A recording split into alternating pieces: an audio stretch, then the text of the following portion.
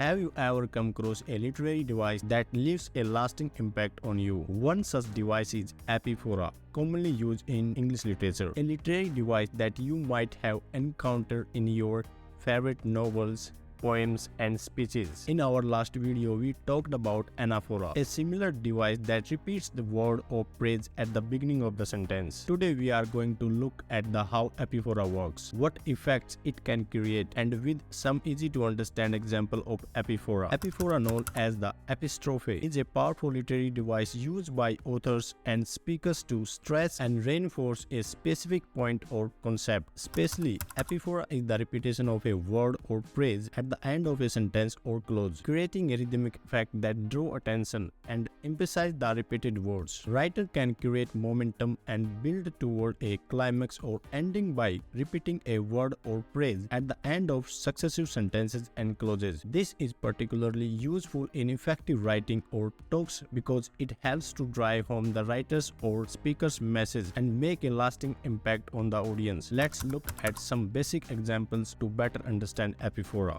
Charles Dickens, A Tale of Two Cities, he writes, "It was the best of time. It was the worst of time. It was age of wisdom. It was age of foolishness. It was epic of belief. It was epic of incredulity." The phrase "it was" appears at the start of each sentence, while the phrases "best of time," "worst of time," "age of wisdom," and "age of foolishness" appear at the end of each sentence. This repeats produce a rhythmic effect that draws the reader's attention and highlights the difference. Another example of epiphora is "When I was a child, I spoke as a child. I understood as a child. I thought as a child." The example you provided is a perfect illustration of epiphora. In this passage from the Bible, the speaker repeats the phrase "I spoke as a child. I understood as a child. I thought as a child" at the end of 3 successive clauses, placing emphasis on the qualities associated with childhood. The repetition of this phrase creates a rhythmic effect which emphasizes the speaker's point that they have now grown out of their childish ways. In this passage, the use of epiphora highlights the speaker's transformation from childhood to adulthood, emphasizing the point that the speaker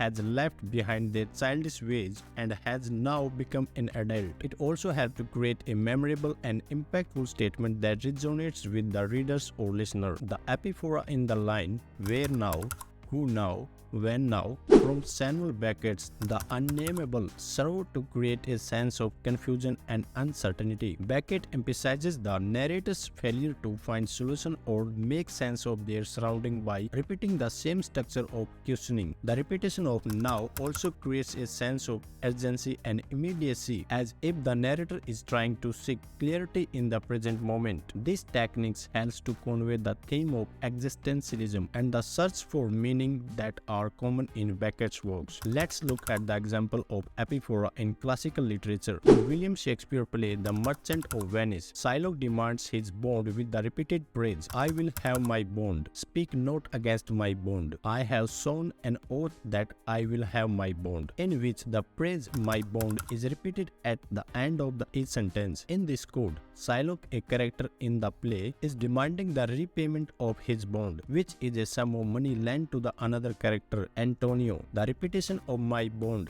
emphasizes the importance of the contract to Shylock and highlights his determination to have it repaid. The use of epiphora in this context also adds to dramatic effect to the scene, emphasizing the tension and conflict between the characters. That is all for today. Thank you so much for watching this video on epiphora. I hope it has helped you understand this powerful literary device and how it can be used to create a profound impact in your writing. If you enjoyed this video, don't forget to check out my previous video on anaphora. It is another incredible literary device that can take your writing to the next level. Together, epiphora and anaphora can help you create powerful and memorable writing that will leave a lasting impression on your readers. So keep learning and keep growing as a writer. Most importantly, keep expressing your emotions and thought through your writing. And don't forget to like, comment and subscribe for more content on English literature. And I will see you in the next video. Goodbye.